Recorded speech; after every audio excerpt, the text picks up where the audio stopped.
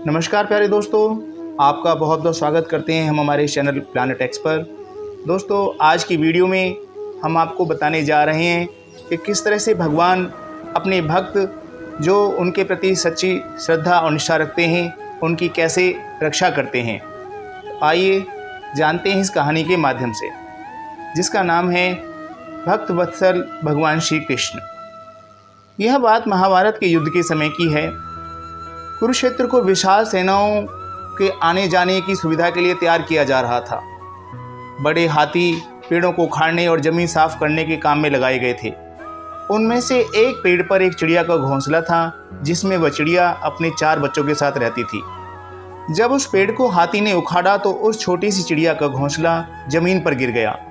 चिड़िया डर गई कि उसके बच्चों को कुछ हुआ तो नहीं, परंतु आश्चर्य की बात थी कि उसके बच्चे अनहोनी से बच गए। परंतु अभी बहुत छोटे होने के कारण वह उड़ नहीं पा रहे थे। दुर्बल और भयभीत चिड़िया सहायता के लिए इधर उधर देखने लगी। तभी उसे श्री कृष्ण जी अर्जुन के साथ आते हुए दिखे। वे दोनों युद्ध के मैदान की जांच करने और युद्ध के आरंभ से पहले जीतने की रणनीति बनाने के लिए वहां पहुंचे थे।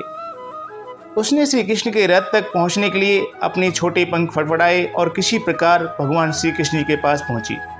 हे माधव, मेरे बच्चों को बचाएं, कल लड़ाई शुरू होने पर उनका क्या होगा। सर्वव्यापी भगवान बोले, मैं तुम्हारी बात सुन रहा हूँ, परंतु काल चक्र पर किसी का बस नहीं है। मैं प्रकृति के कानून में कोई हस्तक्षेप नहीं कर सकता। यह सुनकर चिड़िया ने कहा, हे भगवान, आप मेरे उद्धार करता हैं। मैंने अपने बच्चों का भाग्य आपके हाथों में सौंप दिया है। अब आप सोचें उनके साथ क्या करना है। चिड़िया ने विश्वास और श्रद्धा के साथ कहा, प्रभु, आप कैसे और क्या करते हैं यह मैं नहीं जान सकती, परंतु इतना जानती हूँ कि आप स्वयं काल के नियंता हैं। मैं इस परिस्थिति सहित स्वयं को आपके चरणों में समर्पित करती हूँ। भगवान ने चिड़िया की ओर देखा और बोले, अपने घोंसले में 3 सप्ताह के लिए भोजन का संग्रह करो।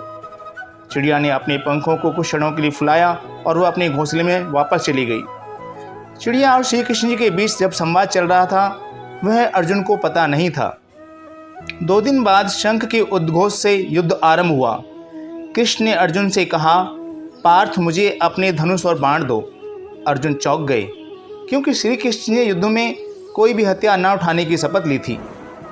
वो बोले, आज्ञा दें केशव, मेरे तीरों के लिए कुछ भी अभेद नहीं है। अर्जुन ने कहा। परंतु श्री कृष्ण ने चुपचाप अर्जुन से धनुष लेकर एक हाथी पर निशाना बनाया। उन्होंने वह तीर हाथी के गले की घंटी पर छोड़ा, जिससे वह घंटी नीचे गिरी। अर्जुन ने सोचा कि केशव एक आसान सा निशाना कैसे चूक सकते हैं। उसने पूछा, क्या मैं प्रयास करूं? श्री कृष्ण ने अर्जुन को धनुष वापस देकर कहा कि कुछ और करने की आवश्यकता नहीं है। परंतु जिज्ञासी अर्जुन ने पूछा, केशव, आपने हाथी को तीर क्यों मारा? वे बोले, क्योंकि इस हाथी ने उस पेड़ को गिराया था जिस पर चिड़िया का घोंसला था। कौन सी चिड़िया?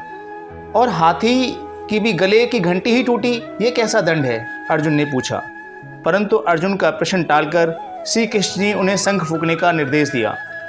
युद्ध शुरू हुआ। अगले 18 दिनों के युद्ध में पांडवों की जीत हुई। जीतने के बाद पुनः एक बार श्री कृष्ण जी अर्जुन को अपने साथ उसी क्षेत्र में भ्रमण करने के लिए ले गए। जंग का मैदान शवों से, बेजान सीढ़ियों और हाथियों से अटा पड़ा था।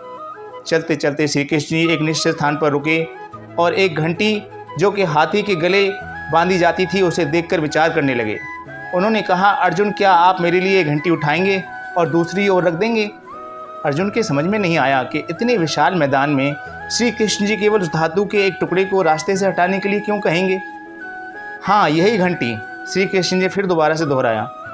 यही वह घंटी है जो हाथी की गर्दन पर थी और जिस पर मैंने तीर मारा था।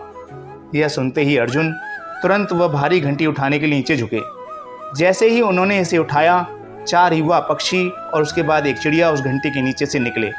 बाहर निकलकर वह माँ और बच्चे कृष्ण के इर्द गिर्द मंडराने लगे और बड़े आनंद से उनकी परिक्रमा करने लगे। 18 दिन पहले हाथी के गले से काटी गई एक घंटी ने चिड़िया के पूरे परिवार की रक्षा की थी। मुझे क्षमा करें हे कृष्ण, अर्जुन ने कहा, आप जगत पालक हैं, ये मैं भूल गया था। भगवान ने हाथी के गले की घंटी गिराकर उस चिड़िया को उसके बच्चों के साथ रहने का स्थान बना कर दिया था। इसलिए भगवान ने उस चिड़िया को 3 सप्ताह का अन्न इकट्ठा करने को कहा था, ताकि उसे कहीं बाहर जाना ना पड़े। तो दोस्तों, इस कहानी से हमें सीख मिलती है कि सच्ची श्रद्धा और निष्ठा रखने वाले प्रत्येक भक्त की भगवान कैसे रक्षा करते हैं, ये आपने देखा हमारी इस कहानी में। तो दोस्तों, कैसी लगी आपको हमारी आज की ये कहानी, हमें कमेंट कर ज़रूर बताएं। अगर आपको हमारी ये कहानी पसंद आई हो तो अपने दोस्तों और मित्रों को शेयर ज़रूर करें। साथ ही हमारे चैनल को सब्सक्राइब करें। धन्यवाद। जय श्री कृष्ण।